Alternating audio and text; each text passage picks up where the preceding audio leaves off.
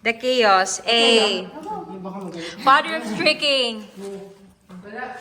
Mami Tony, the leader of the family. Kinsa galing ni si Vince, si Tito Vince? Ala. Kan si Tony, ayun si Tito Vince pa. Eh. Walang mo. Eh, garahe. What is? Ito yung garahe namin. Wait, ako lang kasi. Ito na, parang fireplace. Fireplace. Ano ito? Wait, mag-get na. Lang. Ay, bakit ka kumain? What if ikaw muna to alam ba? Hindi ba yan sa gabal sa'yo? Hindi. Ilagay ko muna doon sa malayo. Oo, sakto. Close to? Wag. Yun sa malayo. Wala, ba't tagmamoys na Wait yun? lang, kailangan ko ng ganito. Na, wala kang hardcore plate. Eh, kumukuha na si Allen. May mas pang ano ka, para hindi mapunta yung mask. Baka mga kukontam ko kasi gitag sa trabaho. Do not enter. UV strategy is going. Ana, kasi kay-UV. Kaka-UV lang ba yan? Aw, goods. Sino may mask dyan, Noel? Mag-harbor tayo. Eh, kitang-kita na sa video ang pag-harbor. Pag gusto mo may ano. Dalawa lang. Kulay. Len, wala tayo kuhan. Miya, di ko tam din. Uy. Oh. Len, wala tayo posporo. Hala, sarili? Meron na si Lois kaya pas sigarilyo. Charot. Posporo, kalito, pito. Yung hapon dito sa mga. Eh di kan, zombie! Kapauwi na gabi naman. Parang Hindi tanga. yung mapanggabang. Ah, hindi minihalata. Dahil extra ka sana.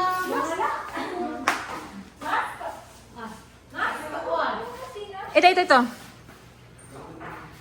Pumunap ko mo sa Peter Plates. Nandito ako kuha. Ino kayo ni. Ito na. Dito tayo. Nasukar ako. Guys, huwag niyo ipakita sa akin yung mga pinatatago niyo dito. Pag ako masanay. Sino ba pinakita sa akin? Ang dami niyang nalalamang secret portals. Mga last nito na niya na alam ko. Dito tayo. Sa Allen. Yung vlogger! Yung vlogger natin! Ano ba? Wala. Peki, ni Matuts to? Pwede nga rin siya mukha na, ma. Di pala panday eh. Sige. Sayang, gusto ko rin i-vlog si Allen. Pero next.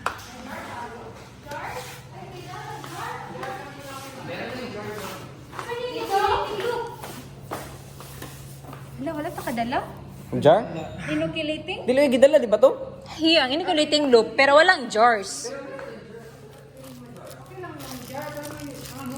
Ito, ang dami nito.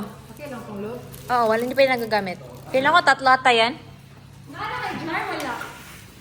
Hello guys, welcome back to another episode of the Two Word Family. And for this video, we are going to show you guys on how we do inoculation and streaking. And so without further ado, let's get right into this video. Wala kayong alcohol? The chaos. So guys, I'm going to tour you guys in Sige, go. my newly bought mansion. So in this area, it's called the working cabinet.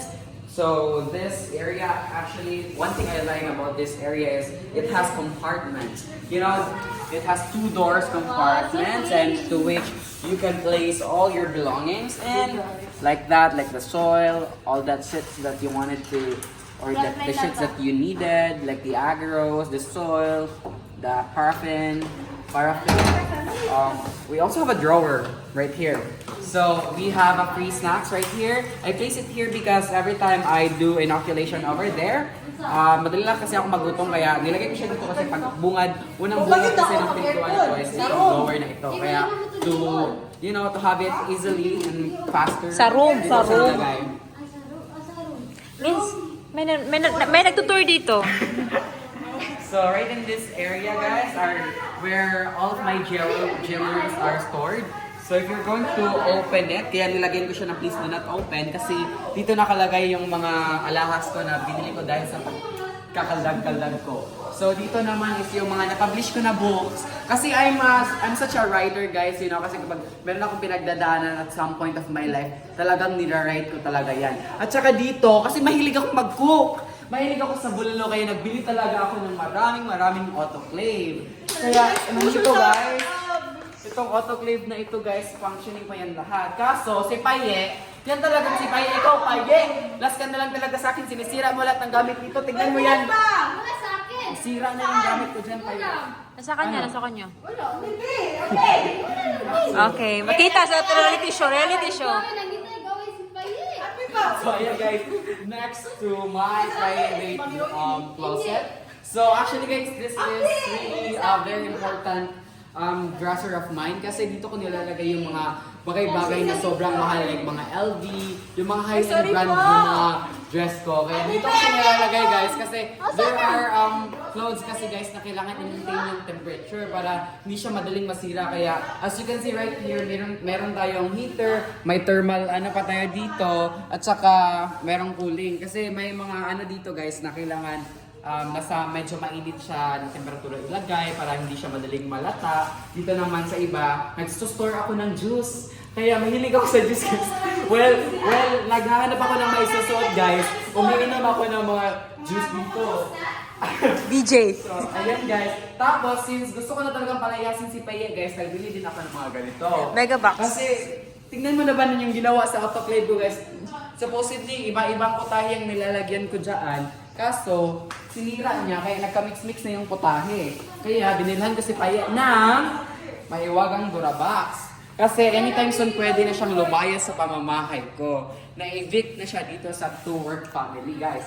So, right in this area, guys, dito ko nilalagay yung mga raw ingredients ko na nagpapasarap talaga sa aking mga bolalorks. Nandito yung mga dahon ng kambing, dito naman yung mga nilaga. So, yan guys, napaka-importanting mga materyales at saka ingredients para sumarap ang aking bulalo.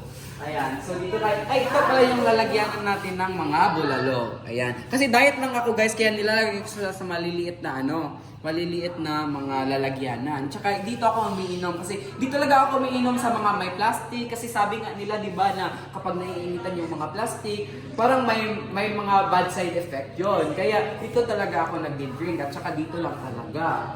Halika dito. Tsaka kasi guys, ayaw ko sa mga mababaho at saka sa marurumi, kaya nagbili talaga ako ng Lysol. Lysol that kills 99.9% of germs and bacteria and viruses. House tour. House tour ito kasi bago biling mansion Sa ito. two-work family. Oo. Dito naman tayo guys, kasi next naman. Ayun guys, sa sobrang yaman ko, nag-store talaga ako ng mga rice kasi ayoko sa pamamahay ko na maubos yung mga rice ko. Kaya napaka-importante niyan guys. Oo, ito guys, ano to? Gagawin ko to siyang textile na mga flooring. Kasi gusto ko dito sa bandang ito, lalagyan ng mga coconut husk para may texture yung wall natin. Para aesthetic pag mag-post-post ka ng ganun, maganda, di ba? So, yeah, kasi sa sobrang yaman ko guys, dalawa yung aking refrigerator. Actually, 3 yan. Pinahiram ko muna sa kapatid ko doon kasi gagamitin daw ni Paye doon sa opisina nila. Si Paye nandun pa, nag-inoculate. So, ayan guys, dito, ayan, makikita yung mga utensils na ginagamit ko para sa mga bisita. Yan, tinatakpan ko talaga yan. At saka, since ako guys, health conscious ako, may mga times na ito yung kinakain ko as rice. Yan guys, may mga sand para tipid-tipid din, gano'n. Kapag yung sand na itai ko na, sinasala ko ulit, pinabalik ko dito. Ayan guys.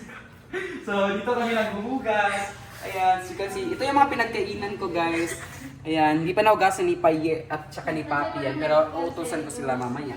At saka dito yung mga desserts na nilalagay ko guys. Actually, this is my favorite. Actually, galing pa to sa New Zealand. Itong mga ito, galing pa to sa New Zealand. Yung iba naman sa Australia, sa Sydney, ganon. Tapos dito sa Amerika. Then meron din sa Pilipinas ito. Medyo may amoy-amoy lang, pero kaya naman. So, dito naman sa bandang ito, pahugasan ko to kay Papi. Pagkatapos ng mga anak. At saka sino bang nagluto ng kanin dito? Bakit hindi yung ibang kanin yung ginamit? Tsaka dito guys, ayan, dalawang microwave ko guys, ayan, bumili ako ng Samsung. At Tsaka ito pang sharp. Kasi tinitignan ko, gagawa kasi ako ng content kung alin yung mas matibay na microwave. At tsaka ito guys, parang relief goods na ito, ipamimigay ko na lang sa mga like may masalanta na bagyo. So prepare ko sila kasi just in case na pag like magbagyo na agad na, magtakbo na yung bagyo o tsaka lindol, ganun, ibigay ko agad. Maganon ko talaga sa kanila.